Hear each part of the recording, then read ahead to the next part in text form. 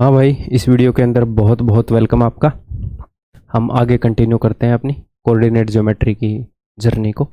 उम्मीद है कि आपको मज़ा आ रहा होगा, है ना। पूरी कोशिश की जा रही है कि एन्जॉयबल भी हो आपके लिए ये जर्नी, यानी कि ये काम आपके लिए बोझ ना बने, मज़ेदार बने। ठीक है। और मोस्ट एफिशिएंट कंटेंट तो आपको मिल ही रहा है। चलिए, तो पिछला जो कंसेप्ट था उसके कुछ क्वेश्चन बच गए थे। तो पिछली वीडियो में जो कंसेप्ट बताया था वो रिफ्रेश होगा, या तो तुरंत आपने वो वीडियो देखी होगी, बहुत पहले देखी है तो उसको एक बार उस कंसेप्ट को रिवाइज कर लो ताकि आप ये चीज़ें समझ पाओ। 3-4 क्वेश्चन अपने रह गए थे, फिर हम अगला कंसेप्ट स्टार्ट करेंगे। ठीक है,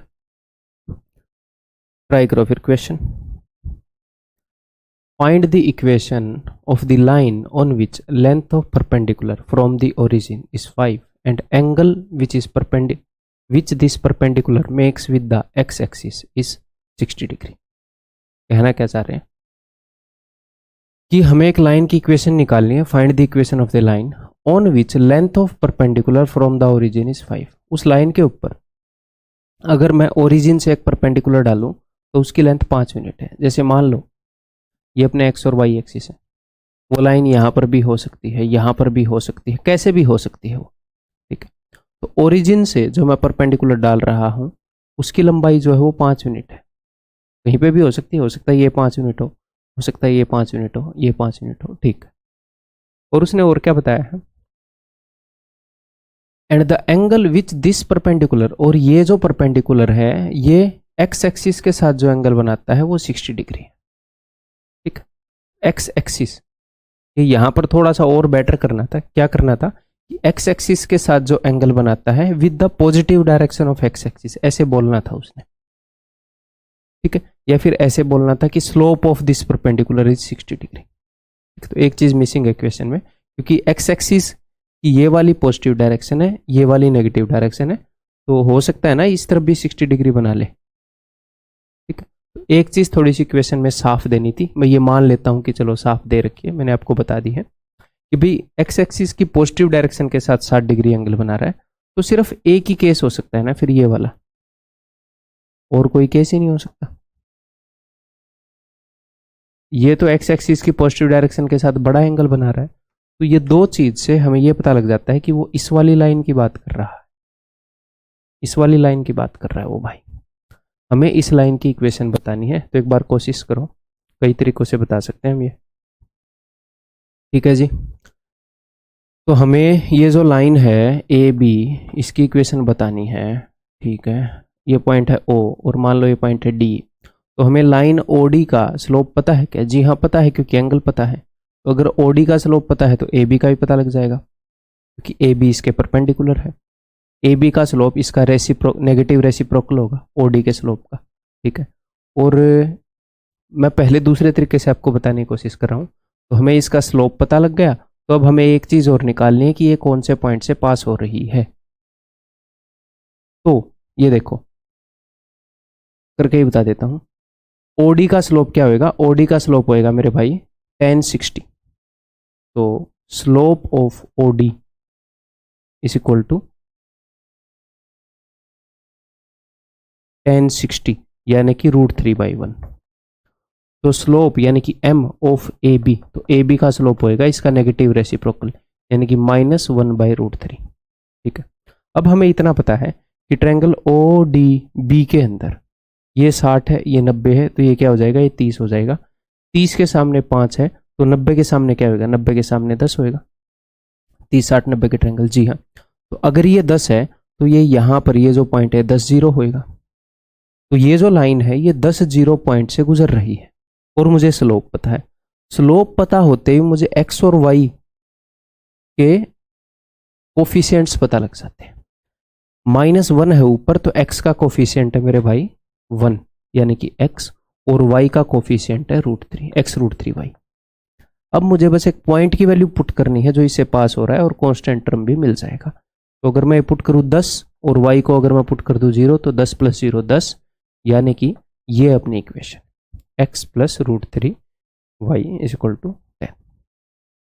ठीक है, दूसरा मैं किस तरीके से बोल रहा था, आप ऐसे भी निकाल सकते हो, बाकी मेरे को ये तरीका ठीक लगा। ठीक है, कि ये 60 है, ये 30 है, तो ये 30 हो जाएगा, ये 60 हो जाएगा। तो आप इस ट्रायंगल के अंदर देखो, 60 के सामने आपको 5 पता है, ए ओ डी ट्रायंगल के अंदर 60 के सामने 5 है, तो 30 के सामने ही पता होगा, 90 के सामने ही पता होगा।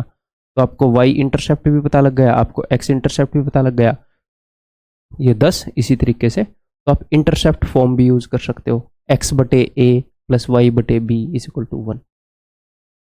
ठीक है, वो भी आप कर सकते हो कि 60 के सामने 5 है, तो 30 के सामने 5 बटे रूट 3, तो 90 के सामने 30 के सामने जो लंबाई है उसकी डबल 10 बटे रूट 3। तो आप ऐसे भी कर सकते हो कि x बटे में x इंटरसेप्ट 10 प्लस में y बटे में 10 बटे रूट 3 इज इक्वल टू 1। अब दोनों तरफ 10 से गुणा कर दो इस इक्वेशन को। हाँ, दोनों तरफ 10 से गुणा कर दो, ये तो कट जाएंगे, उधर 10 आ जाएगा, सेम आ जाएगी। ठीक है, क्लियर है। तो यहाँ पर मैं आपको चीज़ें रटवा नहीं रहा, मैं आपको समझा रहा हूँ ताकि कोई भी सिचुएशन आएगी आप डील कर पाओगे। आपको बेसिक्स बहुत अच्छे से पता है कोऑर्डिनेट के। What is the equation of a line having slope -1/3 and y intercept equal to 6? तो उसने y इंटरसेप्ट बताया है। ठीक है जी, तो या तो हम इसको तरीका नंबर 1 ऐसे कर सकते हैं, मैंने डायरेक्ट आपको फॉर्मूला बताया है कि y is equal to M X plus C. ये y इंटरसेप्ट है, ये स्लोप है, ये एक स्टैंडर्ड तरीका है कोऑर्डिनेट ज्योमेट्री में, इसलिए बता रहा हूँ, अदरवाइज इसकी नीड नहीं थी। तो इक्वेशन हो गई y is equal to, slope क्या है -1/3x प्लस में y इंटरसेप्ट क्या है भाई 6। इसको सोल्व करोगे उत्तर आ जाएगा। या फिर हमें सिंपली इतना पता है कि अच्छा जी y इंटरसेप्ट अगर 6 है तो कुल मिला के ये लाइन 60 से पास हो रही है। हो सकता है लाइन यहाँ पर हो, यहाँ पर हो, कैसे भी हो, ये ऐसे हो, ये लेकिन यहाँ से पास हो रही है, मुझे इतना पता है y इंटरसेप्ट 6 है। ठीक है जी, 0 6 सॉरी, यहाँ पर x की वैल्यू तो 0 है ना भाई, y की वैल्यू 6 है, 6 की हाइट पर है, हॉरिजॉन्टल कोई भी डिस्टेंस कवर नहीं किया है इस पॉइंट ने। ठीक है, तो जैसे ही आपको स्लोप पता लगता है -1/3, यहां से आप डायरेक्टली बता सकते हो कि x प्लस 3y, x का कोफिशिएंट होएगा जो भी ऊपर है उसका नेगेटिव और y का कोफिशिएंट 3 इज इक्वल टू, अब मैं जैसे ही ये वैल्यू पुट करूंगा, x की वैल्यू 0 और y की वैल्यू 6, 6 3 18, तो ये वैल्यू मैं यहां पर पुट कर दूंगा, x plus 3y is equal to 18। ठीक है, क्लियर है, आगे बढ़ जाऊं।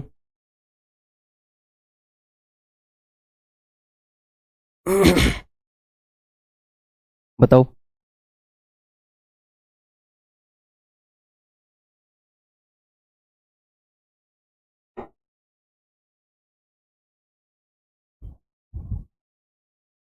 Find the equation of the straight line which passes through the point of intersection of straight lines this and this and cuts off equal intercepts from the axis। एक line है जो इन दोनों लाइन के point of intersection से पास होती है, यानी कि उसने एक पॉइंट बता दिया हमें, इन दोनों लाइन का पॉइंट ऑफ इंटरसेक्शन, यानी कि कहीं ना कहीं पर ये इंटरसेक्ट करेंगी, यानी कि हम इन दोनों इक्वेशन को सॉल्व करेंगे। उसने हमें एक पॉइंट बता दिया जिससे ये लाइन पास होती है। अब या तो हमें दूसरा पॉइंट बताए या स्लोप बताए, कुछ ना कुछ बताए ताकि हम निकाल पाए। ठीक है, और वो क्या बता रहा है, and cuts of equal intercepts from the axis, axis से इक्वल इंटरसेप्ट काटती है। इसका क्या मतलब है, इसका यह मतलब है, देखो वो लाइन जो है वो हो सकता है यहाँ पर ऐसे हो, यानी कि जो x का इंटरसेप्ट अगर a यूनिट है तो y का इंटरसेप्ट भी a यूनिट हो, या फिर वो यहाँ पर हो, अगर x का इंटरसेप्ट ऐसे -a यूनिट है तो y का इंटरसेप्ट भी -a यूनिट है। ठीक है, इक्वल इंटरसेप्ट वो काट रही है, ऐसे वो बता रहे हैं।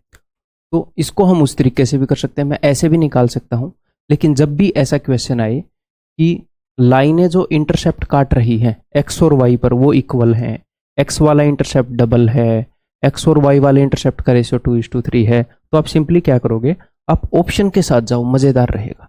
अगर x और y के इंटरसेप्ट इक्वल हैं, x और y के इंटरसेप्ट इक्वल है, मैंने आपको क्या बताया, जो स्लोप है वो क्या होता है, स्लोप होता है -x बटे में y।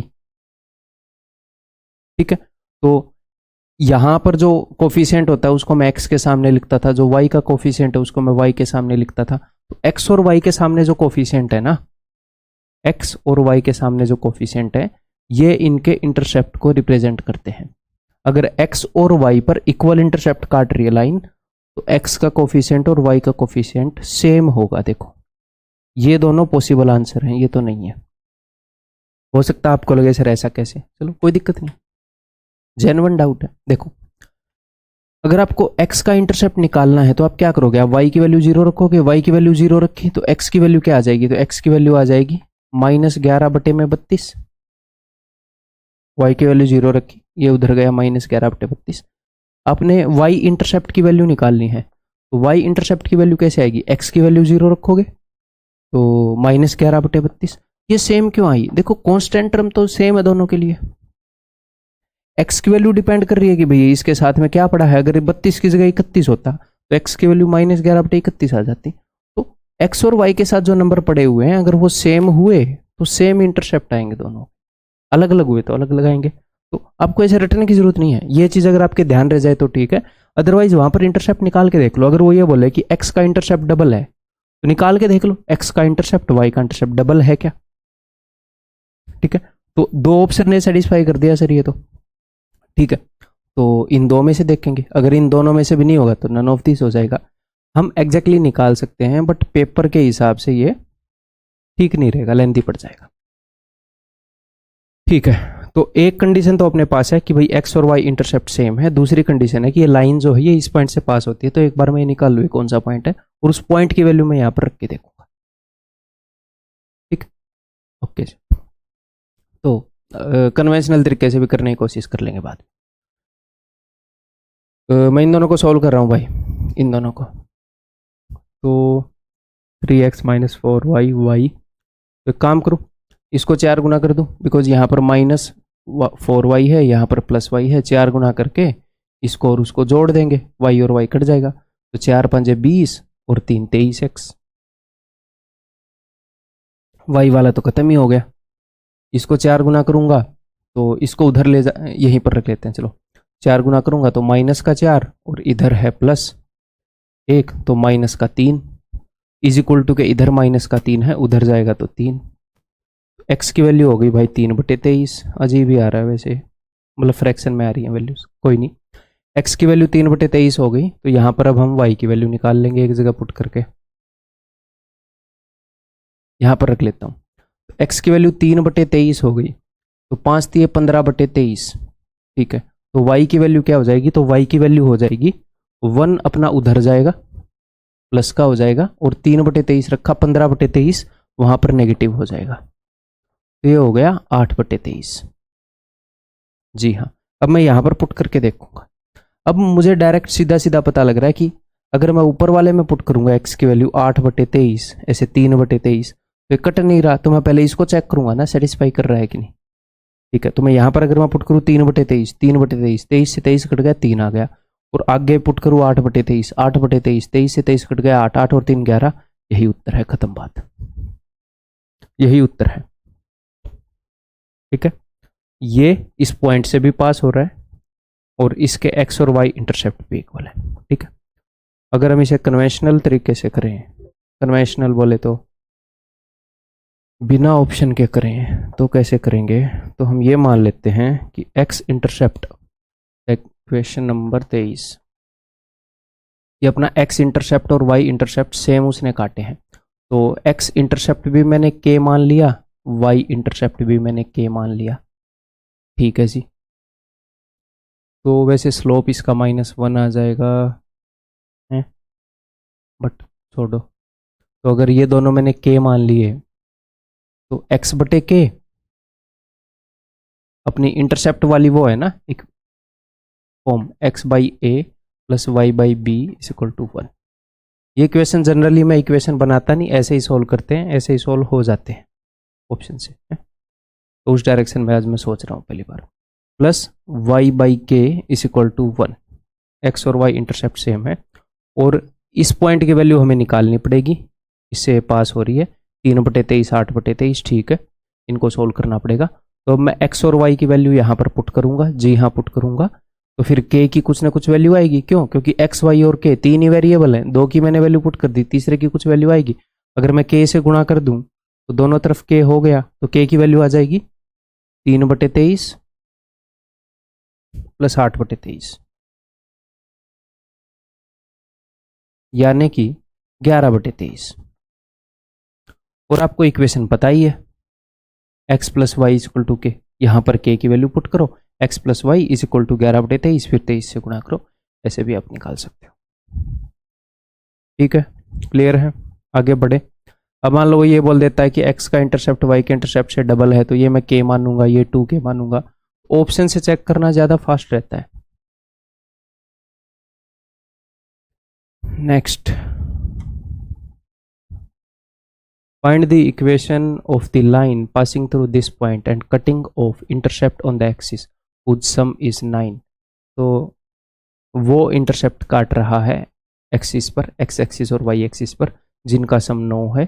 ठीक है, और दो पॉइंट से पास हो रहा है, दो कंडीशन है, दोनों को ऑप्शन से चेक करेंगे। इस इक्वेशन में देखो,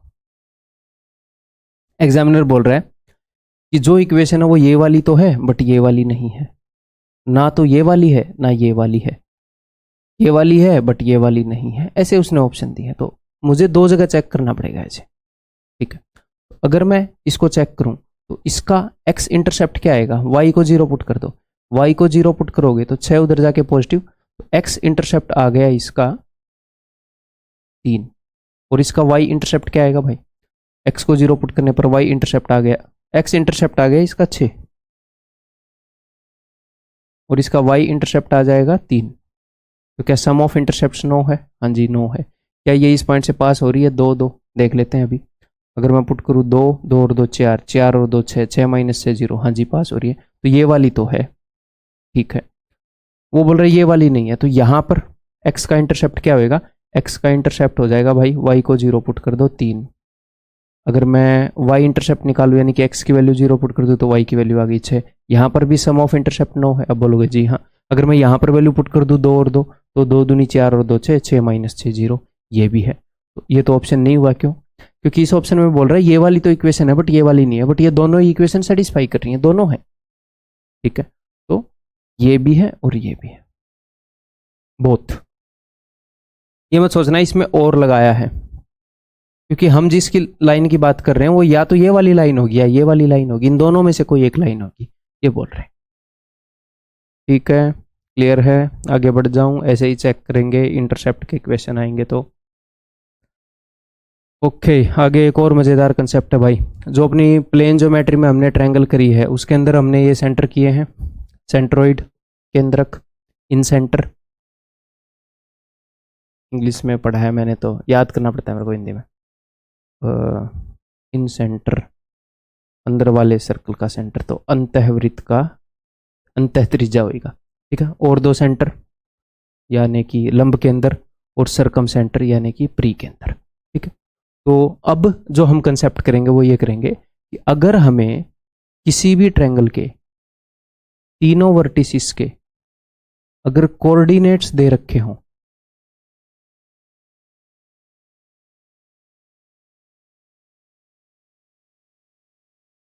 जैसे 1 2 3 4 कुछ भी, -5 0 7 4, तो हम इनके कोऑर्डिनेट्स बता पाए। ठीक, दो का मैं आपको रटवाऊंगा, ये आपको याद होना चाहिए, और दो का मैं आपको निकलवाऊंगा।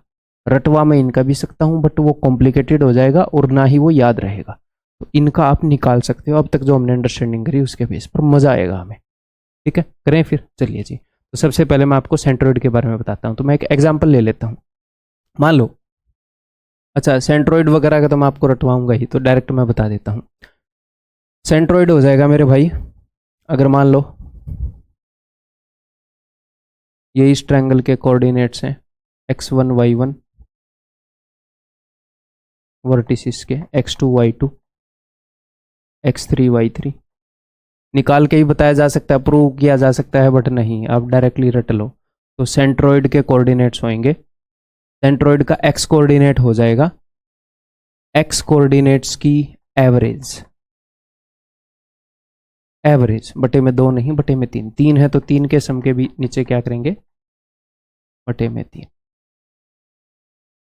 जो x कोऑर्डिनेट होएगा वो होएगा एवरेज ऑफ x कोऑर्डिनेट्स, और y कोऑर्डिनेट होएगा एवरेज ऑफ y कोऑर्डिनेट्स। ऐसे आपको याद रहेगा। ठीक है, क्लियर है। इसको इजीली प्रूव किया जा सकता है। कैसे प्रूव किया जा सकता है सर? देखो, मैं एक काम कर सकता हूँ, यहाँ पर कुछ ना कुछ तो वैल्यूज दी होंगी ना, कि ट्रायंगल के जो कोऑर्डिनेट है वो 2 3 7 4 2 -5 ऐसे है। हाँ जी सर। तो सेंट्रोइड क्या होता है? ट्रायंगल की जो मीडियन है जहाँ पर इंटरसेक्ट करती है, तो मैं इस लाइन की इक्वेशन निकाल लूंगा। इस पॉइंट से पास हो रही है और इन दोनों के मिड पॉइंट से पास हो रही है, तो मिड पॉइंट में निकाल सकता हूँ। मिड पॉइंट कैसे आता है? x1 + x2 बटे 2, मिड पॉइंट के कोऑर्डिनेट y1 + y2 बटे 2। हाँ जी सर। फिर मेरे पास ये एक लाइन मिल गई जिसके ये वाले कोऑर्डिनेट भी पता है, ये वाले कोऑर्डिनेट भी पता है, और इसको मैं बांट दूंगा 2:1 रेशियो में। बांट सकता हूँ, मैंने आपको सेक्शन फॉर्मूला करवाया पहले, और इसके कोऑर्डिनेट आ जाएंगे। ऐसे वो हम प्रूव कर सकते हैं, बट उसकी नीड नहीं है, वो याद रखने में कोई मदद नहीं करता, ना ही कोई खास अंडरस्टैंडिंग देता। ठीक है, तो डायरेक्ट इसके इक्वेशन करें हम। शैल वी, बताओ what are the coordinates of the centroid of a triangle जिसके वर्टिसेस ये हैं। तो सिंपल सी बात है भाई, सेंट्रोइड का x कोऑर्डिनेट चाहिए, तो सारे x कोऑर्डिनेट की एवरेज निकाल दो, सम बटे में 3। तो x कोऑर्डिनेट 5 + 2 7 -4 3, 3 बटे 3।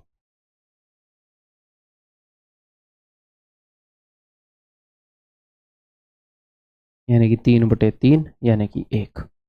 y कोऑर्डिनेट चाहिए हमें, x और y कोऑर्डिनेट चाहिए। मेंटली कर सकते हैं हम ये, 5 और 4 9 और 0 9 बटे 3 यानी कि 3। डायरेक्टली ऐसे आप लिख पाओगे 1 और 3। ठीक, और ताकि बाद में आपके पास एटलीस्ट एक क्वेश्चन में ये रहे। तो 1 और 3, दैट इज ऑप्शन बी। ठीक है, आगे बढ़ जाए। What are the coordinates of the centroid of a triangle जिसके वर्टिसेस ये हैं। ठीक है, तो x कोऑर्डिनेट 1 और 3, 4 में से 4 गए 0, तो 0 बटे 3। ठीक है, y कोऑर्डिनेट -5 और -4 -9 बटे 3, तो 0 और -3, ऑप्शन बी। ठीक है, क्लियर है। बढ़ूँ आगे। The coordinates of the centroid of a triangle ABC। अब की बार सेंट्रोइड के कोऑर्डिनेट उसने बता दिए हैं, सेंट्रोइड के कोऑर्डिनेट बता दिए हैं। What are the coordinates of the vertex C if the coordinate of A and B। तो उसने A और B के कोऑर्डिनेट दे दिए, A के कोऑर्डिनेट दे दिए, B के कोऑर्डिनेट दे दिए, C के कोऑर्डिनेट उसने पूछ लिए, ये दे दिए, ये दे दिए, और सेंट्रोइड के कोऑर्डिनेट भी दे दिए। ठीक है जी। तो देखो, जो सेंट्रोइड के कोऑर्डिनेट होते हैं वो क्या होते हैं?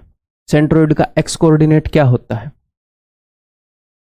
इन तीनों के x कोऑर्डिनेट की एवरेज, इन तीनों का जो x कोऑर्डिनेट है उसकी एवरेज। अगर इन तीनों के x कोऑर्डिनेट की मैं एवरेज निकाल सकता हूं, तो क्या सम भी निकाल सकता हूं? निकाल सकता हूं। ठीक है, तो सेंट्रोइड का x कोऑर्डिनेट है 2,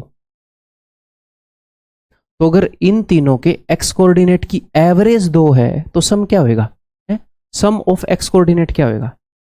सम ऑफ x कोऑर्डिनेट्स क्या होएगा? 2 × 3 6। ये मेंटली करोगे, बस बाद में आपके पास रिकॉर्ड हो जाए इसलिए लिख रहा हूं, 6 हो जाएगा।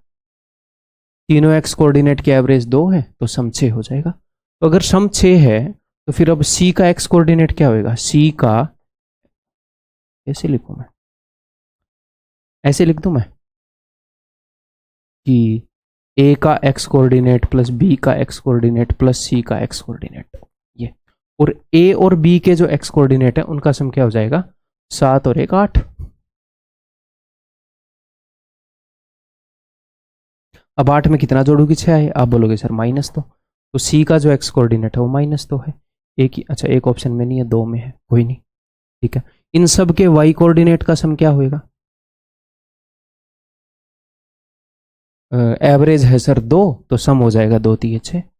ये मेंटली करने की चीजें हैं। अच्छा, तीनों का 6 है, ये नहीं है सारा मेंटली करोगे, ऐसे लिख लेना कि अच्छा 6 है और ए और बी के वाई कोऑर्डिनेट का सम क्या है, -1 और 2, यानी कि 1 1 में कितना जोड़ू कि 6 हो जाए 5, तो -2 और 5।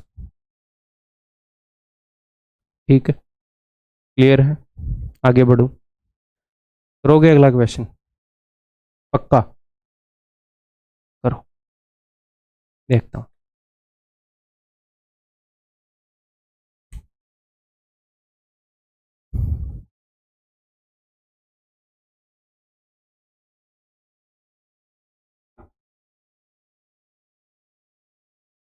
If the coordinates of the mid points of the sides of a triangle, एक ट्रायंगल है उसकी साइड्स के मिड पॉइंट्स के कोऑर्डिनेट्स 1 1, ये मिड पॉइंट्स हैं,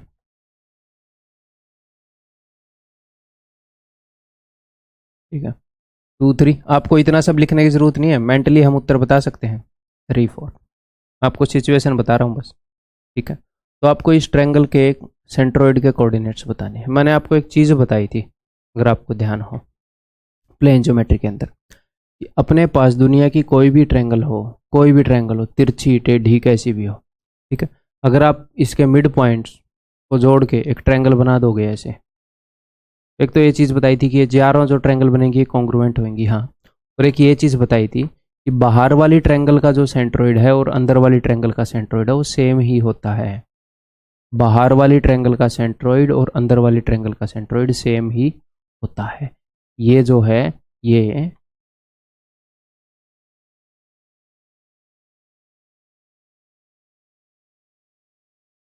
इसको हम मान लेते हैं जी, तो G is centroid for triangle A B C and triangle D E F both. ठीक है, तो वो आपसे बड़ी वाली ट्रायंगल का सेंट्रोइड पूछ रहा है, लेकिन आप तो इस वाली ट्रायंगल का बता दो ना, क्या दिक्कत है, इस ट्रायंगल का जो सेंट्रोइड है वही बड़ी वाली का होता है।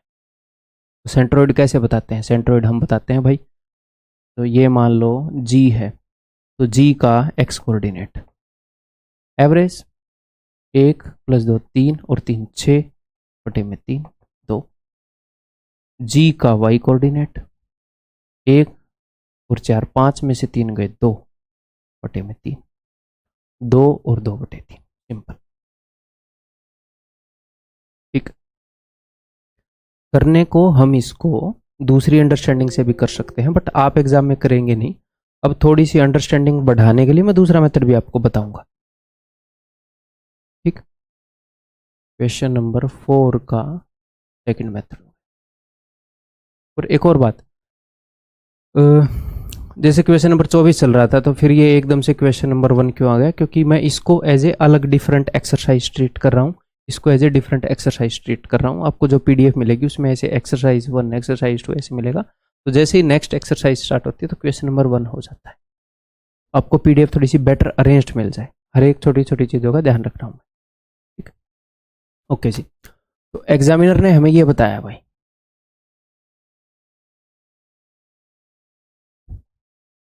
जैसे मान लो कल को एग्जामिनर आपसे ये पूछ ले कि एक ट्रायंगल है, उसके मिड, उसकी साइड्स के मिड पॉइंट के ये कोऑर्डिनेट है, तो उस ट्रायंगल का, जो बड़ी वाली ट्रायंगल है, उस ट्रायंगल का इन सेंटर बताओ। तो बाहर वाली ट्रायंगल का और अंदर वाली ट्रायंगल का इन सेंटर सेम नहीं होता, इनका सरकम सेंटर सेम नहीं होता, बाकी चीजें सेम नहीं होती।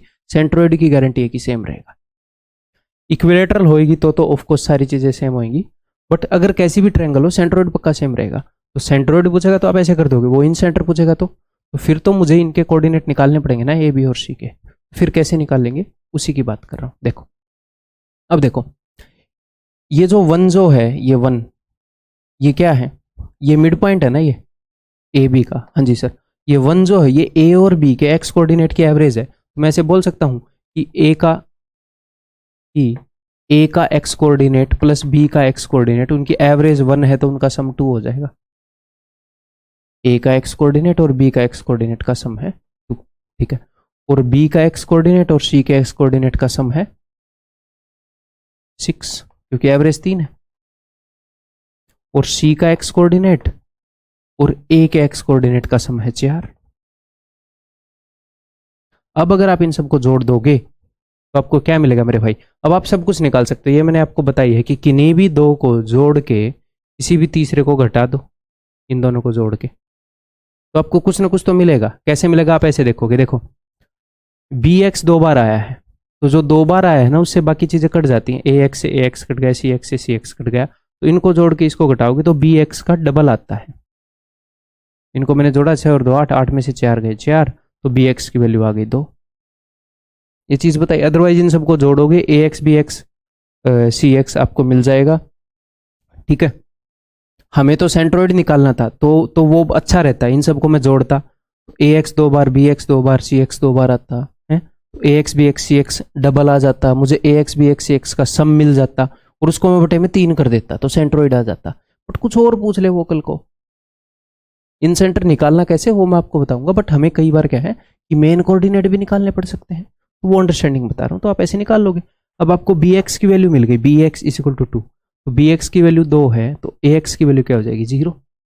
2 में क्या जोड़ोगी? 2 आए। ठीक है, अब ए एक्स की वैल्यू अगर 0 है तो सी एक्स की वैल्यू क्या हो गई? 4। ठीक है, तो यहां का एक्स कोऑर्डिनेट मुझे मिल गया, क्या है? 0। बी एक्स यहां का एक्स कोऑर्डिनेट मुझे मिल गया 2, और यहां का एक्स कोऑर्डिनेट मुझे मिल गया 4। ऐसे ही वाई कोऑर्डिनेट निकाल लोगे, आपको ट्रायंगल के सारे कोऑर्डिनेट्स मिल जाएंगे, एंड फिर आप कुछ भी बता दो। ट्रायंगल के सारे कोऑर्डिनेट मिलते ही, x1 y1 ये सारे मिलते ही आप ये सब कुछ बता सकते हो। ठीक है, आगे बढ़ जाएं। अब तक मैं आपको सेंट्रोइड बता चुका हूं, बाकी भी बताऊंगा। Next, find the coordinates of the mid points of the sides of, if the coordinates of the midpoints of the sides of a triangle are these, find the coordinates of its vertices। ठीक, SW आपको text solution मिलेगा, ये आप अभी try करो। Video solution नहीं दूंगा क्योंकि जस्ट पहले ही बता चुका हूं। मैं चाहता हूं आपको ट्राई करो, ठीक है, उसके बाद लिखा हुआ मिल जाएगा आपको। आगे बढ़ते हैं।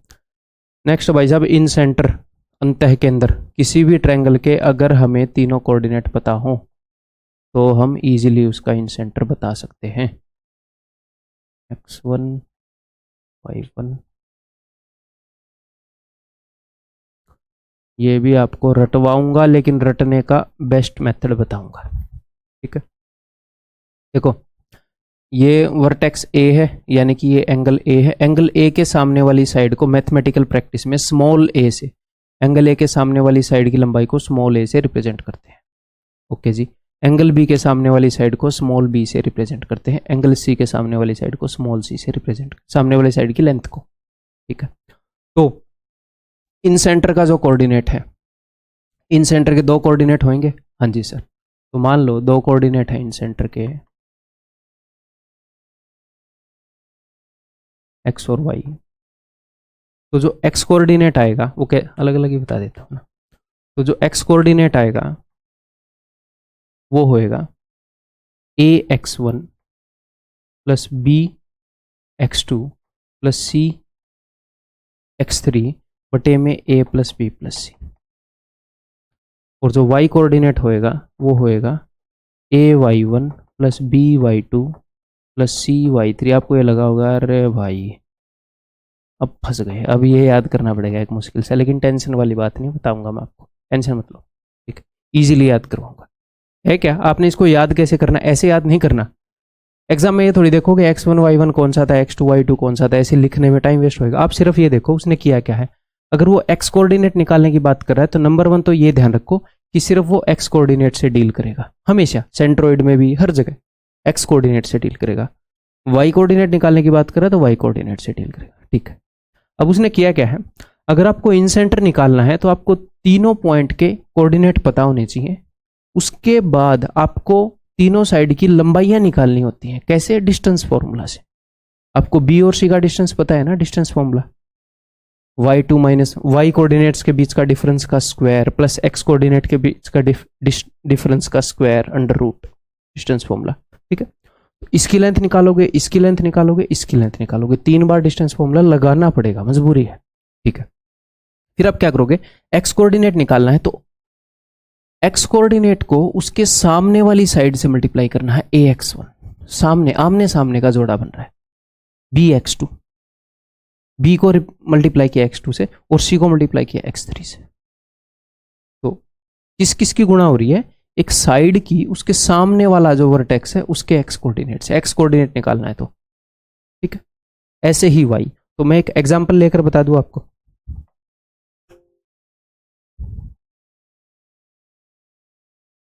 देखो मान लो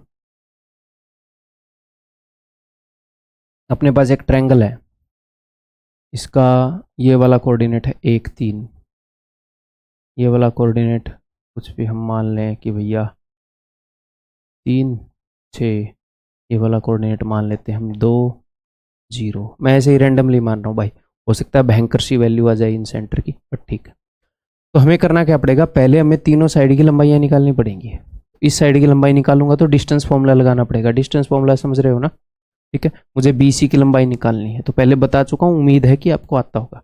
ठीक है, तो वो होएगा under root BC is equal to under root 3 और 2 का जो भी डिफरेंस है, एक्स कोऑर्डिनेट्स का जो भी डिफरेंस है उसका स्क्वायर। ये मत सोचना 2 में से 3 घटाऊं या 3 में से 2, स्क्वायर होना है तो फर्क ही नहीं पड़ता, पॉजिटिव आना है। तो 3 में से 2 गया 1, 1 का स्क्वायर, 6 में से 0 गया 6, 6 का स्क्वायर 36, तो हो गया अंडर रूट 37। ये हो गया अंडर रूट 37। आ ही गई गंदी सी वैल्यू। तीनों की साफ साफ वैल्यू के लिए बहुत सोचना पड़ता है। ठीक है, अब इसकी लंबाई AC, तो AC की लंबाई is equal to under root 2 और 1 का फर्क है 1, 1 का स्क्वायर 1, 0 और 3 का फर्क है 3, 3 का स्क्वायर 9, तो अंडर रूट 10। ठीक है, AB की लंबाई फिर से डिस्टेंस फॉर्मूला लगा देते हैं भाई। AB is equal to under root, दिख रहा है, एक्स कोऑर्डिनेट 3 और 1, 2 का स्क्वायर 4 और 6 और 3, 3 का स्क्वायर 9, तो that is equal to under root 13। ठीक, अंडर रूट 13। अब अगर आपको एक्स कोऑर्डिनेट निकालना है तो मेरे भाई आप क्या करोगे? इस साइड की लंबाई को सामने वाले एक्स कोऑर्डिनेट से मल्टीप्लाई करोगे, यानी कि 2 रूट 13 प्लस में अब इसको सामने वाले एक्स कोऑर्डिनेट से मल्टीप्लाई कर दो 3 रूट 10 प्लस में इसको भी कर चुका मैं, इसको भी कर चुका, अब इसको कर दो 1 इंटू रूट 37 बटे में A plus B plus C, बटे में जो साइडों की लंबाइयाँ हैं वो आएंगी। कोऑर्डिनेट का सम नहीं आ रहा, साइडों की लंबाइयाँ। बहुत ही गंदा एक्स कोऑर्डिनेट आया क्योंकि मैंने आपके सामने एग्जाम्पल बनाया, बट आप ऐसे करोगे। अगर आपको वाई कोऑर्डिनेट चाहिए तो सेम कहानी, इस साइड को वाई कोऑर्डिनेट से मल्टीप्लाई कर दो 3 रूट 37 प्लस वाई कोऑर्डिनेट से 0 रूट 13 खत्म, 0 हो गया, प्लस 6 रूट 10 बटे में तीनों साइड की लंबाई। अब नीचे साइड्स का सम आ रहा है या कोऑर्डिनेट का सम आ रहा है, इसको याद करने के लिए दो चीजें बता देता हूं। एक तो दोनों जगह सेम वैल्यू आएगी नीचे, तो अगर यहां पर एक्स कोऑर्डिनेट का सम आ रहा होता तो यहां पर वाई का सम आएगा, तो सेम नहीं हो सकता। तो एक तो याद रखने की ये टेक्निक है कि दोनों जगह सेम आ रही है तो साइड का सम ही सेम हो सकता है दोनों जगह। और दूसरा, नीचे हमेशा 3 वैल्यू रहती है, हमेशा 3 वैल्यू रहेंगी। क्यों? कोऑर्डिनेट तो 0 हो सकता है, अगर कोऑर्डिनेट 0 हो गया तो ऊपर देखो 2 ही वैल्यू रह गई। साइड कभी 0 नहीं हो सकती ट्रायंगल की, साइड 0 होगी तो ट्रायंगल कहाँ बनी? साइड 0 नहीं हो सकती। हाँ, तो नीचे हमेशा 3 वैल्यूज रहती है। अब आपको याद रहेगा कि नीचे साइड्स का सम था, नहीं तो आप ऐसे कंफ्यूज हो जाओगे ना, नीचे x1 x2 x3 था या A plus B plus C था, क्या था? ठीक, क्लियर है? तो कोऑर्डिनेट सिर्फ ऊपर आएंगे। ओके, और एक और बात मैं आपको बता दूं, बिकॉज ऊपर भी ABC है नीचे भी ABC है, तो ABC के अंदर अगर कुछ भी कॉमन हुआ, ABC के अगर कुछ भी अंदर कुछ भी कॉमन हुआ, ऊपर भी वो कॉमन है सब में, नीचे भी वो कॉमन है सब में, तो आपको एक्चुअल साइड्स की लंबाई नहीं चाहिए होती, सिर्फ रेशियो से काम चल जाता है। तो कई बार अगर बड़ी साइड्स आई और मैं रेशियो ले पाया, मैं कुछ चीजें काट पाया, तो मैं काट दूंगा ताकि कैलकुलेशन आसान हो। ठीक है, क्लियर है? आगे बढ़ूं, करेंगे अब क्वेश्चन। ये लो बताओ, ट्राई करो, उम्मीद है कि आप खुद करोगे, खुद करना यार।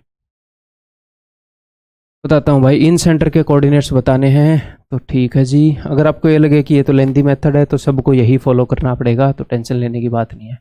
-4 और 6, 2 और 3, -2 और -5, ठीक है। तीनों साइड्स की लंबाई निकाल लेते हैं, तो इस साइड की लंबाई क्या होगी? अंडर रूट अलग से निकाल दूं मैं?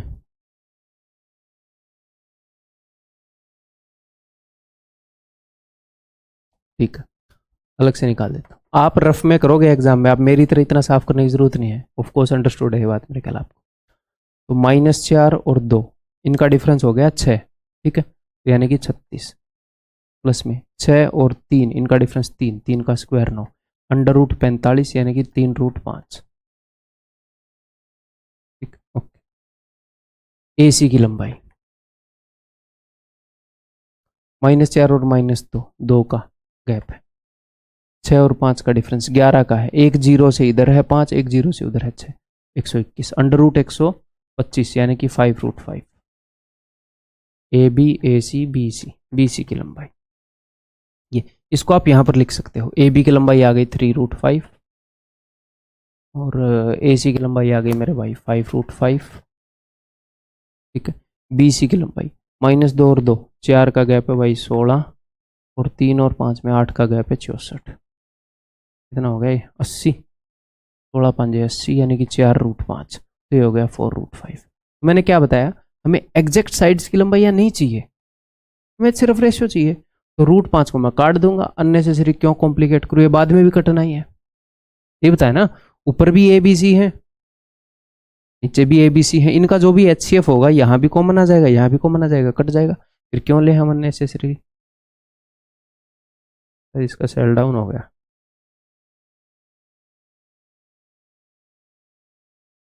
तो है, ठीक है, करते हैं भाई। अब देखो, अगर आपको x कोऑर्डिनेट चाहिए तो 4 x कोऑर्डिनेट से -16, 4 × -4, 3 × -2, माइनस का 6, और 2×5 = 10, प्लस का 10, बटे में ABC 4 और 3 7 और 5 12, खत्म बात। ये हो जाएगा 16 और ये माइनस का 6, -12/12 यानी कि -1। तो ऑप्शन में है, अदरवाइज एक ही ऑप्शन में होता है तो उसको टिक करके आगे बढ़ते। y कोऑर्डिनेट, तो 4 × 6 24, 3×5 15, और 5×3 15, बटे में 12, 15 से 15 गया, 12×2 = 24, -1 और 2। ठीक है भाई, क्लियर है, आगे बढ़ जाऊं। Find the coordinate of the incentre of a triangle if the coordinates of the vertices are this. तो ये क्वेश्चन आपको दिया गया है प्रैक्टिस के लिए। ठीक है, HW है, आपको टेक्स्ट सॉल्यूशन मिल जाएगा, खुद ट्राई करो। और जो भी मैं आपको HW दूं, मैं ये एज्यूम करता हूं कि आप ट्राई करोगे। अगर आप ट्राई ही नहीं करोगे तो मैं इस क्वेश्चन को लेता ही नहीं ना, लेने की क्या जरूरत थी, मैं हटा देता, कंसेप्ट तो बता दिया। कर लिया करो, ज़्यादा सियाने बनने की जरूरत नहीं है। तो सिलेक्शन नहीं होएगा, पछताओगे। एक एक चीज़ सोच समझ के देता हूँ आपको। ठीक है भाई, हाँ।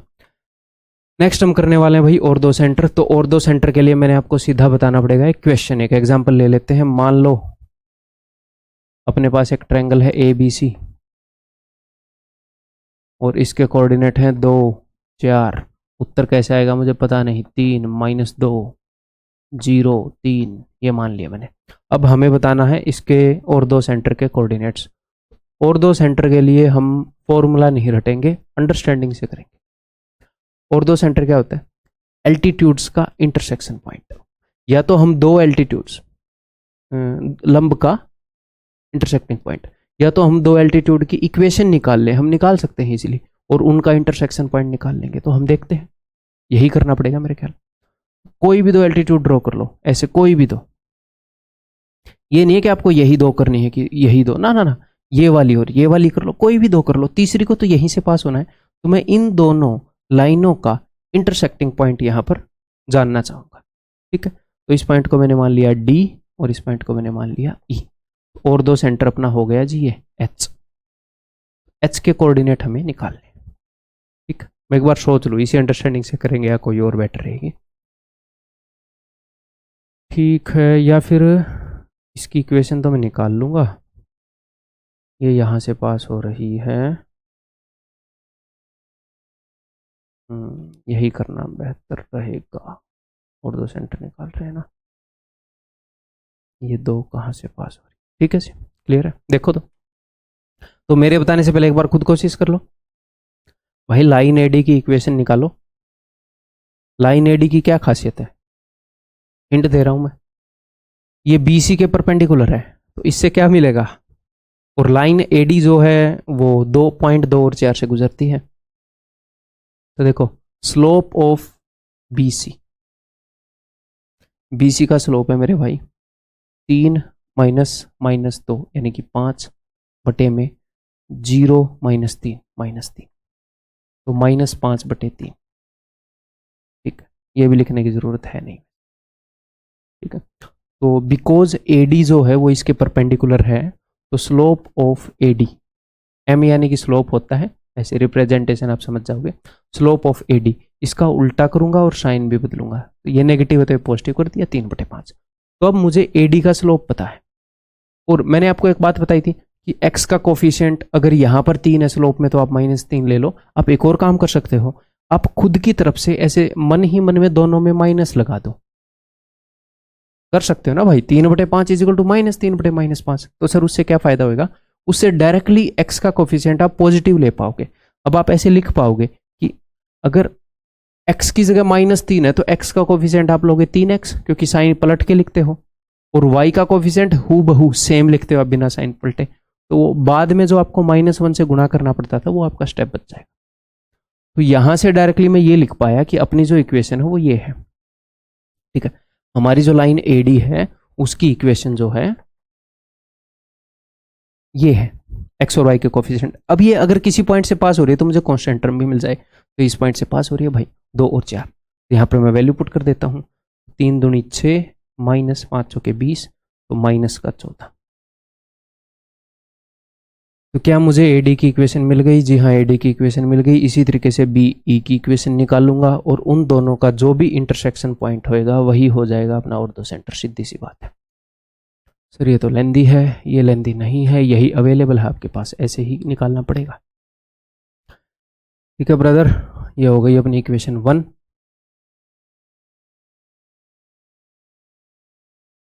अब मैं बी ई की इक्वेशन निकाल रहा हूं, तो स्लोप ऑफ ए सी 4 -3 1 2 -0 2, इसके कारण स्लोप ऑफ बी ई -2/1, पलट के माइनस लगा दिया। अब इसके कारण बी ई की इक्वेशन x का कोफिशिएंट 2 y का coefficient 1 is equal to B E जो है वो पास होती है मेरे भाई इस पॉइंट से 3 और -2 से, तो ये मैं यहाँ पर पुट कर रहा हूँ। तो 3 दूनी 6 और -2 4, तो ये आ जाएगा यहाँ पर इक्वेशन नंबर 2। इन दोनों इक्वेशन को सॉल्व कर लो।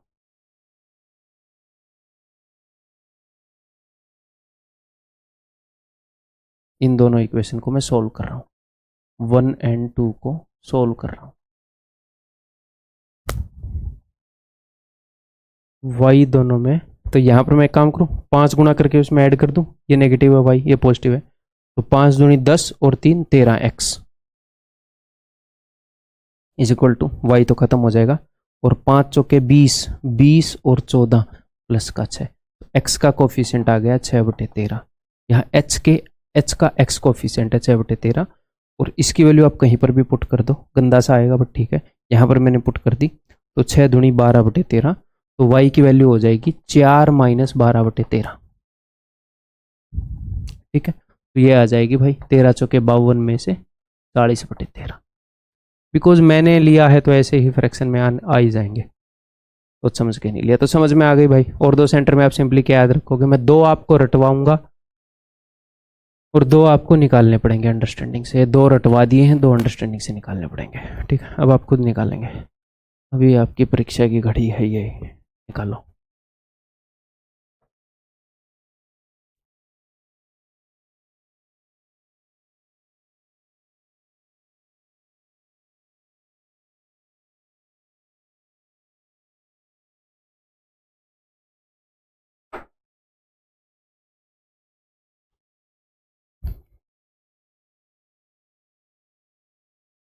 Find the coordinates of the orthocentre of triangle whose vertices are this. अभी निकाल देते हैं भाई, ऑर्थो सेंटर चाहिए।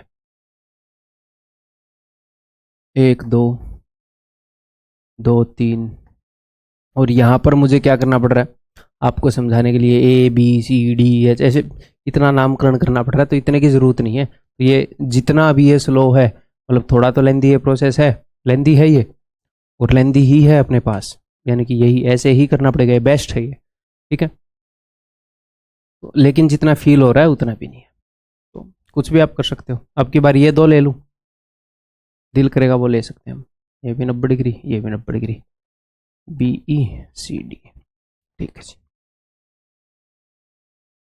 तो slope of AC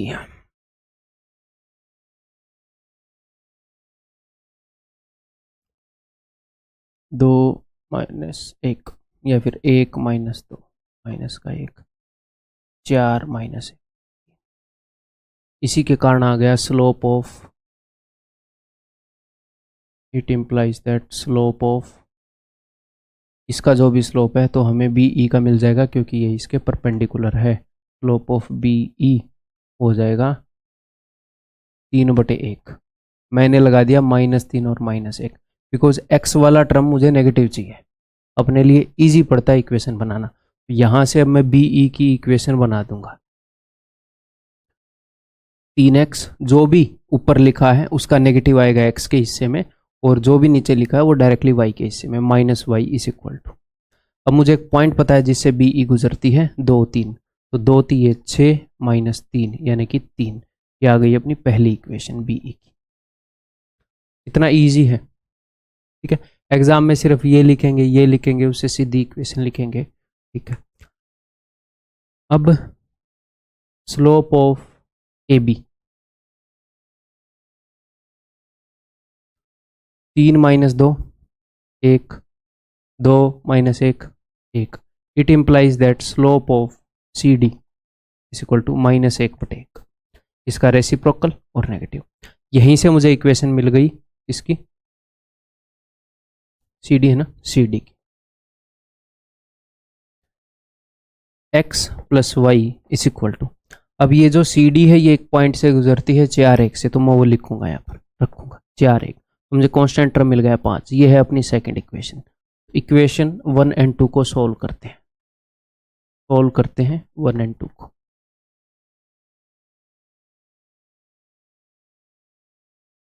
x + y, simply दोनों को जोड़ दें, y और y कैंसिल आउट हो जाएगा, 3x और x 4x, 5 और 3 8, x = 2। तो जैसे सोच समझ के जो बनाए हुए इक्वेशन उनके सुंदर सुंदर ऑप्शन आते हैं, ऐसे एकदम से बनाते हैं तो ऐसे गंदे आते हैं, आपके जैसे ऑप्शन आते हैं, बट कोई नहीं, ऐसे मेरी शक्ल जैसे ऑप्शन आते हैं, ठीक है। तो x की वैल्यू अगर मैं यहाँ पर 2 पुट कर दूंगा तो y की वैल्यू 3 आ गई, तो y = 3, x is 2, y is 3। Clear है भाई, समझ में आ गई बात, आगे बढ़े, बताओ फिर, मजा आ जाएगा इसमें, दिमाग लगाओ। 2 vertices of a triangle ABC are B and C, एक ट्रायंगल ABC के 2 vertices are B and C, तो B बता दिया 5 और -1, और C बता दिया -2 और 3, ठीक है। If the orthocentre of the triangle is origin, जो ट्रायंगल का जो ऑर्थो सेंटर है जहां कोई भी 2 एल्टीट्यूड पास हो रही हैं वो ओरिजिन है, तो तीसरा वर्टेक्स बताओ, ये तीसरे वाला, ठीक है।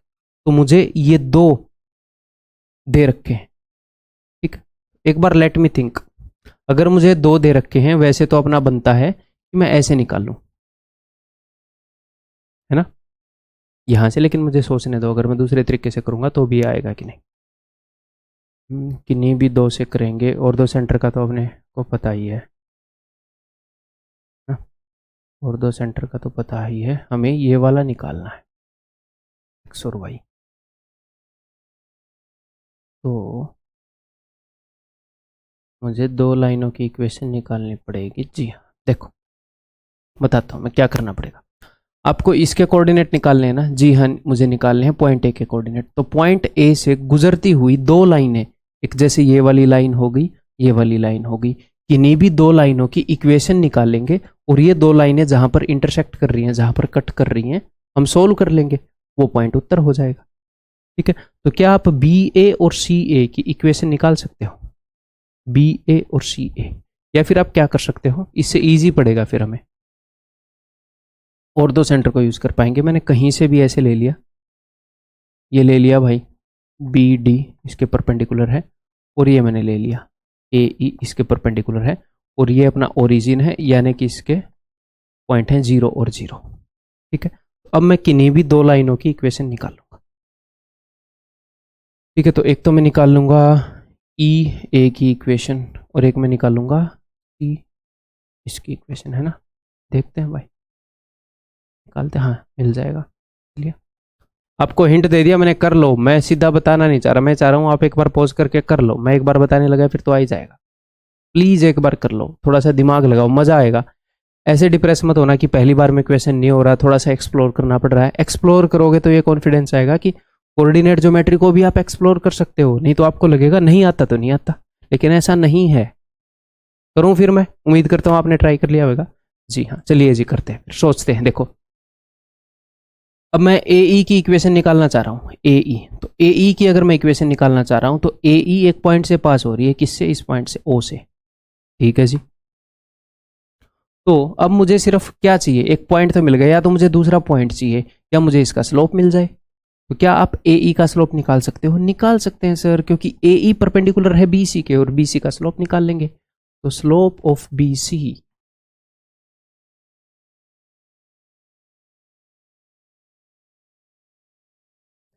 3 माइनस माइनस 1 4, -2 -5 -7।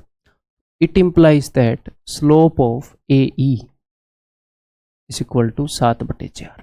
मैंने जानबूझ के माइनस लगा दिया दोनों से, ताकि मैं इक्वेशन इजीली लिख पाऊँ।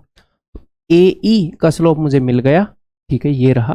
तो इक्वेशन बन जाएगी 7x minus 4y is equal to, A E pass होती है 0 0 से, तो दोनों जगह मैं 0 0 रखूंगा, 0 - 0 0, ये आ गया। तो ये अपनी इक्वेशन आ गई भैया ए ई की।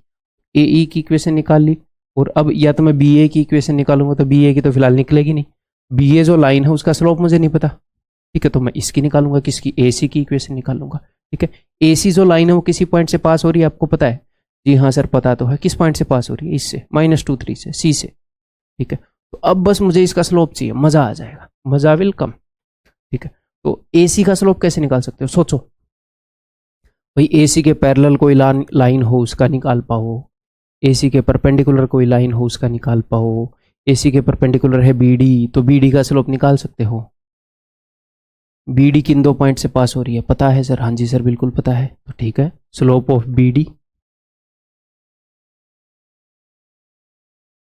0 -1 यानी कि 1, 0 -5 यानी कि -5। It implies that slope of A C is equal to 5/1, इसका उल्टा, और मैंने साइन दोनों जगह नेगेटिव लगा दिया जानबूझ के। ठीक है, अब मैं यहाँ से इक्वेशन लिख सकता हूँ ए सी की, यानी कि 5x माइनस में y इज इक्वल टू, अब ए सी कहाँ से पास हो रही है? ए सी पास हो रही है इस पॉइंट से, -2 और 3, तो यहाँ पर मैं पुट करूंगा -2 यानी कि -10 और 3 यानी कि -3, तो -13। ये अपनी आ गई सेकंड इक्वेशन। तो अब हम इन दोनों इक्वेशन को सॉल्व करेंगे।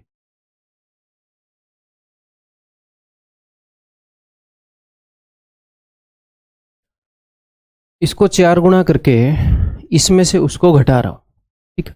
तो इसको 4 गुणा किया तो 4 पंजे 20x -7, 20 - 7 13x, 4y minus minus का 4y खत्म हो गया, 4 गुणा, तो 4 गुणा करूंगा -52 -0, ये हो गया -52।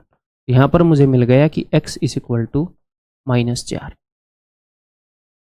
ठीक, तो या तो नन ऑफ दीज होएगा या ऑप्शन सी होएगा। ठीक, देख लेते हैं। अब तो काफ़ी दूर आ गए, इजीली निकाल देंगे। x की वैल्यू पता है, तो x की वैल्यू अगर मैं यहाँ पर रखूँ तो ये कितना हो जाएगा? -20 उधर जाएगा तो +20 हो जाएगा, तो 20 - 13 7, तो -y की वैल्यू 7, देयरफॉर y की वैल्यू -7। ठीक है, क्लियर है? तो जो मैं आपको बेसिक अंडरस्टैंडिंग दे रहा था, बार बार क्वेश्चन करवा रहा था कि ये 2 पॉइंट है, स्लोप निकालो, ये एक इक्वेशन है, स्लोप निकालो, ऐसे करो वैसे करो, जो पहले अब समझ में आ गया, वो बेसिक की प्रैक्टिस क्यों जरूरी थी। जब आपको सिंगल स्टेप बहुत अच्छे से करना आता है तो फिर कॉम्बिनेशन भी बहुत अच्छे से करना आ जाएगा आपको, ठीक है। और इनको बार बार रिवाइज करोगे तो और ज़्यादा बेहतर हो जाओगे आप इन क्वेश्चंस के अंदर। अब आगे हम बढ़ते हैं। तो फिर अगर वो कोई देखो अपने प्री के अंदर 25 क्वेश्चन, क्योंकि प्री और मेंस का अलग अलग बात नहीं है इसलिए इकट्ठा बता रहा हूँ, और मेंस के अंदर 30 क्वेश्चन। मेंस में एक चीज़ अलग है, क्या चीज़ है, जो मॉडरेट क्वेश्चन होते हैं ना वो ज़्यादा आते हैं। आपका पेपर बनता है, वो क्या करेगा, वो कुछ इजी क्वेश्चन देगा, कुछ मॉडरेट क्वेश्चन देगा और कुछ डिफिकल्ट क्वेश्चन देगा। प्री के अंदर क्या होएगा, ये ज्यादा आएंगे, ये कम आएंगे और ये काफी कम आएंगे। हो सकता है आपकी शिफ्ट में एक आए, दो आए। इसके अंदर क्या होएगा, इसके अंदर ये कम नहीं आएंगे, ये भी एवरेज आएंगे, ठीक ठाक ही आएंगे, और ये भी ठीक ठाक आएंगे। यानी कि प्री के कंपैरिजन में मॉडरेट क्वेश्चन ज्यादा आएंगे मेंस में। तो होता पता है क्या है, और डिफिकल्ट क्वेश्चन भी मान लो, क्योंकि 30 क्वेश्चन है, यहां पर एक डिफिकल्ट दे रहा है, यहां पर 2 या 3 डिफिकल्ट दे देगा। तो होगा क्या, मॉडरेट क्वेश्चन ज्यादा आते हैं। जो मॉक टेस्ट हैं जिनमें बच्चों के नंबर नहीं आ रहे, उनमें भी आपको ये लगेगा यार क्वेश्चन है तो सारे होने के, क्योंकि अगर डिफिकल्ट हो तो आप अपने मन को समझा लो यार ये तो डिफिकल्ट था, होने का नहीं था। लेकिन क्वेश्चन है मॉडरेट, मॉडरेट क्वेश्चन यानी कि हो जाएगा बट थोड़ा सा टाइम ले लेगा, थोड़ा सा सोचना पड़ेगा। तो आपको टाइम कम पड़ रहा होगा अभी मॉक्स के अंदर मैक्सिमम स्टूडेंट्स को। आपको ये लग रहा होगा कि उतना डिफिकल्ट भी नहीं है जितने कम नंबर आ गए, बट ये नेचुरल सी बात है, सभी इस सिचुएशन के अंदर है, तो आपको डरना नहीं है, ठीक है। तो जो तैयारी कर रहे हैं आप इनको इजीली हैंडल कर लोगे, इनको इजीली हैंडल कर लोगे। तो हर एक चैप्टर की बढ़िया अंडरस्टैंडिंग क्यों जरूरी है, ताकि उस चैप्टर के अंदर जो डिफिकल्ट क्वेश्चन आए और जो मॉडरेट क्वेश्चन आए, जितना टाइम नॉर्मली एक कैंडिडेट को लगता है उससे कम टाइम में आप हैंडल कर पाओ। इसको आप कम टाइम में हैंडल कर पाओ और इसको जस्ट हैंडल कर पाओ, भले ही 2-3 मिनट दे दो पर कर पाओ एंड में। इसीलिए अंडरस्टैंडिंग जरूरी है, ठीक है। तो कोई भी क्वेश्चन आएगा यू विल हैंडल इट, अगर आप अच्छे से डिसेंसी के साथ सिंसियरली आप पढ़ रहे हैं मेरे साथ तो, ठीक है। और आपको एक और छोटी सी बात बता दूं, मेंस के अंदर कई बच्चों के फिलहाल ऐसा हो रहा होगा कि प्री की बढ़िया तैयारी करी थी सर, लेकिन अब मेंस में 23 क्वेश्चन पर अटक जाते हैं। 30 में से पता नहीं 23 से ज़्यादा ही नहीं हो रहे, 24 से ज़्यादा नहीं हो रहे, 25 से ज़्यादा नहीं हो रहे हैं। हमने तैयारी तो की है बट क्वेश्चन होने के हैं फिर भी हो नहीं रहे, उतना टाइम नहीं मिल पा रहा है या फिर गलत हो जा रहे हैं। तो आपने करना क्या है मेरे भाई, आपने तैयारी हो सकता है 30 की करी है या फिर 27-28 की करी है, तो आपने जितने की तैयारी करी है उतने नंबर नहीं आएंगे। क्यों, क्योंकि प्री के कंपैरिजन में मेंस का थोड़ा सा कंपोजिशन हार्ड है। कंपोजिशन यानी कि मॉडरेट क्वेश्चन ज़्यादा हैं, तो आपको एकदम से 30 का टारगेट नहीं करना, 30 अचीव करने का। मान लो आपका स्कोर 23 क्वेश्चन पर, और एक तो नंबर्स को मत देखा करो मेरे इतने नंबर आ रहे हैं, 60 आ रहे हैं, 65 आ रहे हैं, 80 आ रहे हैं, ऐसे क्वेश्चन को देखो ना यार। हमने तो क्वेश्चन देखने हैं ना, हर एक क्वेश्चन 3 का हो, 2 का हो, जैसा हमने क्वेश्चन देखने कि इतने ठीक है इतने गलत है। क्वेश्चन के ऊपर नजर रखो मैं कितने कर पा रहा हूँ, ठीक है। मान लो आप 23 क्वेश्चन कर पा रहे हो, तो इन एनी केस आप 7 तो छोड़ ही रहे हो। अगला जब मॉक दो ना, तो अपने ऊपर ये प्रेशर रखो कि 6 क्वेश्चन तो मैं अगर आप आज ऑन एन एवरेज 23 कर पा रहे हो, 23-24, तो मैं एग्जाम्पल ले रहा हूँ जस्ट, उसमें एक क्वेश्चन जोड़ दो बस। 24 करोगे तो कुछ ना कुछ इंप्रूवमेंट ही है ना। हाँ, तो अपने दिमाग को ऐसे तैयार कर लो कि अगर मैं 24 भी कर लूंगा या 25 भी कर लूंगा, इंप्रूवमेंट तो है ही। हाँ जी, तो मैं 5 या 6 क्वेश्चन छोड़ सकता हूँ, उनको अगर मैं छोड़ भी दूंगा तो भी कोई दिक्कत नहीं है। इससे आपकी अटेम्प्टिंग स्ट्रेटजी और बेटर होगी। मैं ये नहीं बोल रहा छोड़ दो, 5-6 क्वेश्चन को आप टोटली इग्नोर कर सकते हो। डिफिकल्ट है, किसको इग्नोर करोगे, इजी को या डिफिकल्ट को? डिफिकल्ट को, क्यों, टाइम लेगा, सोचना पड़ेगा। छोड़ दो, जस्ट इग्नोर करो जो आपको अनकंफर्टेबल करा है, यार पता नहीं है कैसे होगा, छोड़ दो उसको, स्किप कर दो, मार्क एंड रिव्यू कर दो, बाद में देखो। एक बार आप 25 पे पहुंच जाओगे, फिर 26वां क्वेश्चन आएगा तो क्या आप नहीं करोगे? वो भी आप करोगे।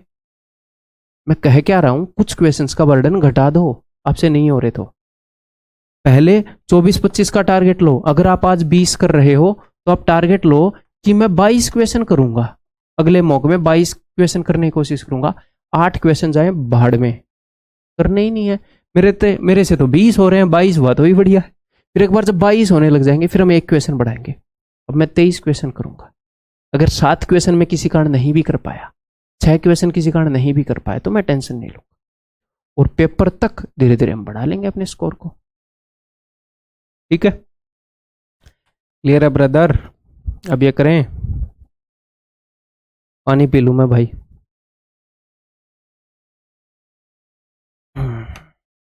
आप भी रेस्ट ले लो एक बार।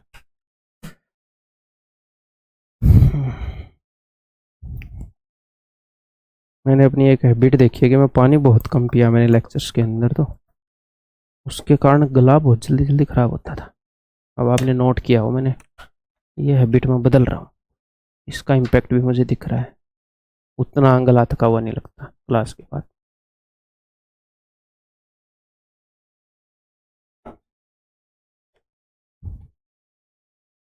हाँ जी, नेक्स्ट और आखिरी सेंटर हम करने वाले हैं सरकम सेंटर। तो सरकम सेंटर जो है क्या होता है, वो जहाँ से परपेंडिकुलर बाइसेक्टर गुजरते हों। तो एक एग्जांपल ले लें फिर, बिकॉज ये भी अंडरस्टैंडिंग से करना है। हो सकता है भाई गंदा सा रिजल्ट आए, ठीक है, क्या ही फर्क पड़ता है। तो एक ट्रायंगल के कोऑर्डिनेट्स अपने पास हैं, हमें इसका सरकम सेंटर निकालना है। तो सरकम सेंटर होता है जहाँ से तीनों परपेंडिकुलर बाइसेक्टर गुजरे। ये कोई भी दो परपेंडिकुलर बाइसेक्टर बना लो, ये लो, ठीक है। तो ये मैंने मान लिया भाई साहब ओ, ये हो गया डी, ये हो गया ई। तो ये जो एक परपेंडिकुलर बाइसेक्टर है और ये जो परपेंडिकुलर बाइसेक्टर, इनका पॉइंट ऑफ इंटरसेक्शन अगर मैंने निकाल लिया तो आ जाएंगे कोऑर्डिनेट सरकम सेंटर के, ठीक है। तो इन दोनों लाइनों की इक्वेशन मैं निकालना चाह रहा हूँ, ठीक है। तो चलिए निकालते हैं फिर। तो बताओ कैसे निकालोगे? इस लाइन को बोल दो OD, इस लाइन को बताओ OE। तो पहले मैं OD की इक्वेशन निकालना चाह रहा हूँ, तो बताओ कैसे निकालोगे? सोचो। OD का स्लोप मिल जाए तो यार मजे आ जाएं जी। BC का स्लोप तैयार है आपके सामने, OD का ही मिल जाएगा, ठीक है। स्लोप मिल गया तो OD किसी पॉइंट से पास हो रही हो, वो मिल जाए, तो बताओ किससे पास होगी? OD की तो भाई OD A से तो पास नहीं हो रही, कोई गारंटी नहीं है। आइसोस्केलस होगी तो ही होगी, इक्विलेटरल होगी तो ही होगी। सोचो किससे पास होगी, सोचो। क्या प्रॉपर्टी है परपेंडिकुलर बाइसेक्टर की? दिख रहा आपके सामने? ये डी जो है ये मिड पॉइंट है, ओडी परपेंडिकुलर बाइसेक्टर है, इस लाइन के परपेंडिकुलर भी है, बाइसेक्ट भी करता है। तो डी के कोऑर्डिनेट मिल जाएंगे आपको। डी के कोऑर्डिनेट क्या होंगे? मिड पॉइंट है तो इन दोनों का एवरेज। तो 0 और -2, -1, 4 और 1 5, 5/2 है। ले भाई आने लगे फ्रैक्शन में चीजें, ठीक है, कोई नहीं, ठीक है। तो slope of BC is equal to 1 -4 यानी कि -3 बटे में -2 -0 यानी कि -2। It implies that slope of OD equal to -2/3, इसका उल्टा और नेगेटिव, ठीक है। तो अब OD की इक्वेशन क्या होगी? अब OD की इक्वेशन हो जाएगी 2x प्लस में 3y इज इक्वल टू, क्या कोई एक पॉइंट है जिससे OD पास हो रही है? जी हाँ है, पॉइंट D से, जिसके कोऑर्डिनेट है ये। तो मैं वैल्यू पुट कर रहा हूँ, -1 पुट करूंगा तो -2, 5/2 पुट करूंगा तो 5 दिए 15/2। ये क्या आ जाएगा? 2 दूनी 4, तो ये आ जाएगा 11/2 इज इक्वल टू 11/2। अब आप क्या करोगे? नीचे 2 आ गया तो सिंपली आप एक काम करो, 2 से गुणा कर लो दोनों तरफ, 4x। ऐसे करने की वैसे ज़रूरत नहीं है, बट मैं बता रहा हूँ इन फ्यूचर ऐसा भी हो तो आप ऐसा कर लोगे। 6y इज इक्वल टू 11, ठीक है, ओके जी। पहली इक्वेशन आ गई अपने पास जो चाहिए थी। अब हम इक्वेशन निकालेंगे मेरे भाई OE की। तो स्लोप ऑफ AC का स्लोप हो जाएगा भाई 1 - 2 यानी कि -1 बटे में -2 -1 -3। It implies that slope of OE is equal to 3/1 -3/1, ठीक है, ओके।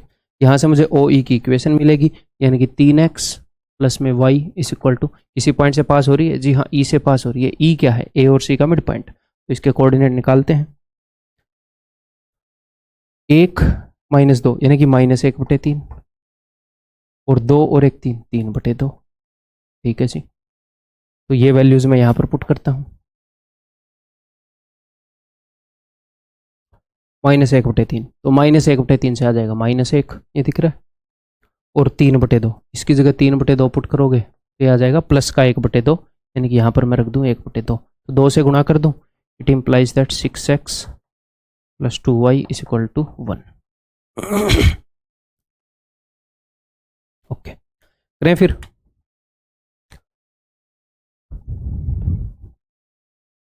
This is equation 2। अब हम सॉल्व करेंगे 1 और 2 को। देखो यहाँ y जो है वो 6y है, यहाँ 2y है, तो इसको 3 गुना करके उसको घटा देते हैं। तो 3 6 गए 18 में से 4 गए 14x, y तो खत्म हो ही जाएगा। 3 एकम 3 - 11, तो -8 आ जाएगा। 3 - 11, तो x की वैल्यू क्या हो जाएगी? x की वैल्यू हो जाएगी, ये दिख रहा है, हाँ जी, तो 2 चौके 8, 2 -4/7। सिमिलरली आप y की वैल्यू निकाल लोगे, x की वैल्यू कहीं पर भी पुट करके, तो आपको दोनों कोऑर्डिनेट मिल गए। ठीक, क्वेश्चन करें। मेरे से पहले कर लोगे प्लीज, रिक्वेस्ट है, कर लो। चलिए जी, find the coordinates of circumcenter of triangle whose vertices are this.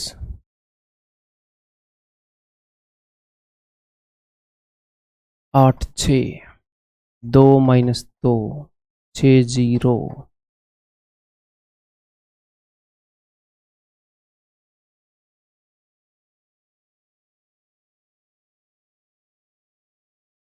Late this be D, let this be E। ठीक है, और ये है अपना सर्कमसेंटर O।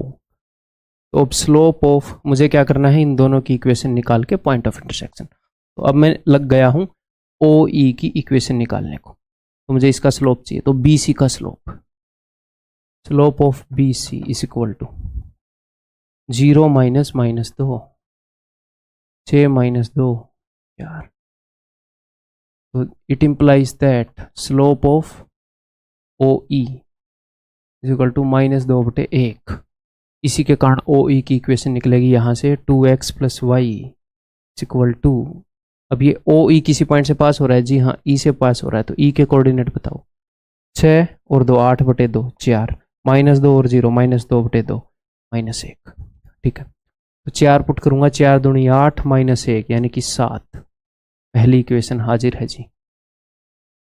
ठीक है, next equation, slope of AC। अब मैं निकाल रहा हूं OD की इक्वेशन। स्लोप ऑफ AC 0 - 6, 6 - 8, ये हो गया अपना 3/2, sorry 3/1। It implies that slope of OD -1/3।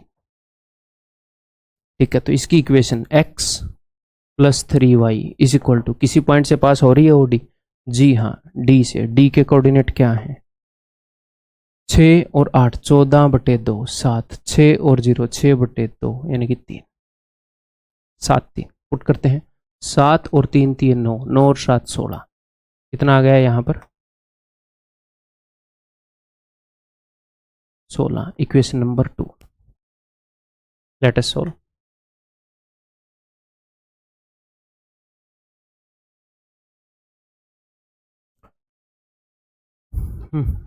तो इसको 3 गुना करके मैं नीचे वाले को घटा रहा हूँ ताकि y कैंसिल आउट हो जाए। तो 3 दूनी 6 में से 1 गया 5x = y तो खत्म हो ही गया। 3 7 21 में से 6 गए 5, x = 1।